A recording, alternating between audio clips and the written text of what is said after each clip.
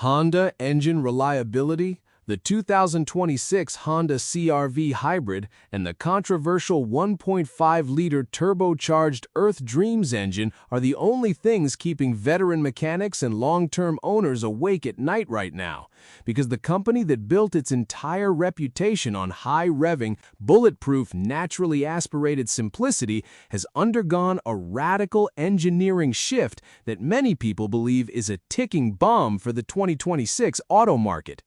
If you have been looking at a new Honda Civic, a 2026 Accord Hybrid, or even the latest HR-V and felt like the sales pitch was ignoring 20 years of legendary history in favor of some very concerning modern trends, your gearhead instinct is absolutely right, because there is a massive divide between the Honda we loved in the 90s and the Honda that is currently fighting to meet global emission standards. By the time you finish this breakdown, you will understand the precise engineering flaws buried inside Honda's current turbocharged lineup that are causing premature engine failures across the globe. You will uncover the hidden reason why Honda's new EHEV hybrid system might actually be a safer bet than their standard gas engines for the first time in history. And you need to stay tuned until the very end, because I'm going to reveal the one specific high-pressure component that is failing on late-model Hondas and causing four-figure repair bills that the manufacturer is desperately trying to keep under the radar. There is a hidden number in Honda's internal service bulletins regarding component failure rates that most dealerships will never admit to you. And once you understand what it means for the car's 10th year of life, you will see the 2026 market in a completely different light. If you want car content that treats you like an adult who actually understands what a torque curve and a thermal cycle are, take a second to hit that subscribe button, tap the notification bell, and join a community that values mechanical truth over corporate branding. To understand the truth about Honda's new engines in 2026, you have to look at the massive global shift that forced them to abandon the legendary K-Series and R-Series naturally aspirated engines that made them famous in North America, Europe, and Asia. For decades, the recipe for a drive-it-forever car was simple: a 2.0-liter or 2.4-liter engine, port fuel injection, no turbocharger, and a mechanical simplicity that allowed a father in his driveway to keep a Civic or an Accord running for 300,000 miles with nothing but a basic socket set and a few spare hours. But to hit the 2026 emissions targets and fuel economy mandates, Honda shifted its entire high-volume lineup, the Civic, the Accord, and the CR-V, to a 1.5-liter turbocharged direct injection platform, often referred to as the L15 engine series. While this engine produces impressive torque for its size and helps Honda hit its regulatory numbers on a test cycle, it has introduced a level of thermal stress and complexity that is entirely alien to the Honda brand. From an engineering standpoint, when you take a small displacement engine and use forced induction to make it do the work of a motor twice its size, you are significantly increasing the cylinder pressures and the heat generated within the engine block. And we are now seeing the long-term consequences of that decision play out in service bays from Australia to the United Kingdom. The first major reliability flaw that Honda is currently grappling with, and the one that causes the most heated arguments in owner forums, is the widespread issue of head gasket failures on the 1.5-liter turbo engine, particularly when it's tucked inside the heavier Accord and CR-V chassis. This isn't just a minor leak that you can ignore for a few months, it is a fundamental thermal management problem. Because the 1.5-liter is a small, high-output engine, it gets very hot very quickly, and the constant, intense expansion and contraction of the aluminum head against the engine block can eventually cause the head bolts to stretch or the gasket itself to fail under the pressure of the turbocharger. I have talked to dozens of independent mechanics who are seeing these engines come in with misfire codes on cylinder 3 or low coolant warnings, only to find that a $3,000 head gasket job is required on a car with only 80,000 miles. This is a massive blow to the Honda reputation, because in the past, a Honda engine was just getting broken in at 80,000 miles. Now, for many owners, it's facing a midlife crisis that could lead to a total engine replacement if the coolant leak causes the block to warp. This is the brutal truth that marketing brochures gloss over with talk of Earth Dreams technology. The second massive flaw that continues to plague the 2026 Honda lineup is the persistent problem of oil dilution in their direct injection engines, a phenomenon that is particularly aggressive in colder climates. This is a specific mechanical issue where raw gasoline leaks past the piston rings during cold starts and mixes with the engine oil in the crankcase. In a cold climate like Canada, the northern US, or northern Europe, where the engine takes longer to reach its optimal operating temperature, this gasoline never gets a chance to evaporate out of the oil. Instead, it stays there, thinning out the oil and destroying its ability to lubricate the critical bearings, the camshafts, and the turbocharger itself. I have talked to dozens of independent mechanics who are seeing these engines come in with misfire codes on cylinder 3 or low coolant warnings, only to find that a $3,000 head gasket job is required on a car with only 80,000 miles. This is a massive blow to the Honda reputation, because in the past, a Honda engine was just getting broken in at 80,000 miles. Now, for many owners, it's facing a midlife crisis that could lead to a total engine replacement if the coolant leak causes the block to warp. However, here is where the argument takes a turn that might surprise even the most skeptical Honda critics. Honda's 2026 hybrid engines, specifically the two-motor EHEV system found in the new Accord and CR-V hybrids, might actually be the most reliable things Honda builds right now. These hybrids are built on a completely different engineering philosophy compared to the 1.5-liter turbo.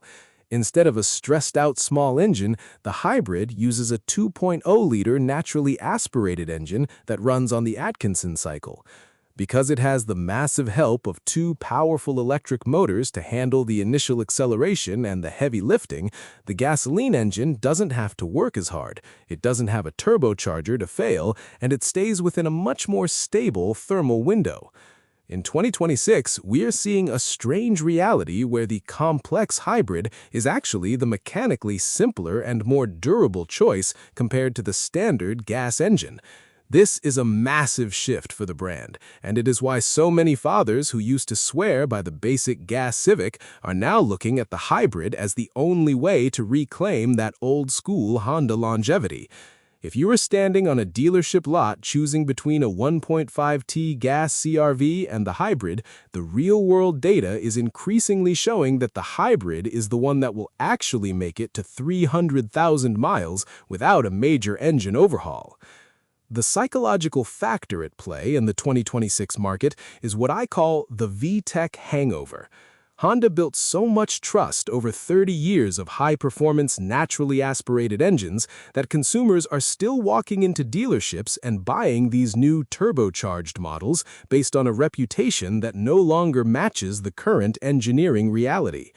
People think they're buying the same bulletproof quality they had in their 1998 Accord, but they are actually buying a highly stressed, direct-injected, turbocharged machine that requires meticulous, professional-level maintenance to survive. This reputation lag is exactly what Honda is banking on as they transition to an all-electric and hybrid future. But the mechanics on the ground are seeing a different story every day. In Australia and the Middle East, where extreme heat is a constant factor, the 1.5T engine is facing an even tougher battle, and we are seeing a rise in turbocharger failures and intercooler issues that simply didn't exist in the Honda lineup 15 years ago. This is a global issue that reflects the struggle of an engineering-led company trying to survive in a regulatory-led world that demands fuel economy numbers at any cost. Beyond the engine, there is also the issue of tech bloat that many long-term Honda fans find incredibly frustrating in the 2026 models. Honda has integrated almost every vehicle function into a central touchscreen system that, while cleaner looking than the dashboards of the past, introduces a new layer of electronic risk. We are already seeing reports of infotainment systems freezing, glitching, or requiring expensive head unit replacements once the 3-year bumper-to-bumper warranty expires. For a father who wants a car his kid can drive for a decade, the idea of the climate control being locked behind a potentially failing tablet is a major deterrent. Compared to the hard buttons and simple knobs of a 2012 Civic, the 2026 models feel like disposable consumer electronics rather than durable mechanical tools.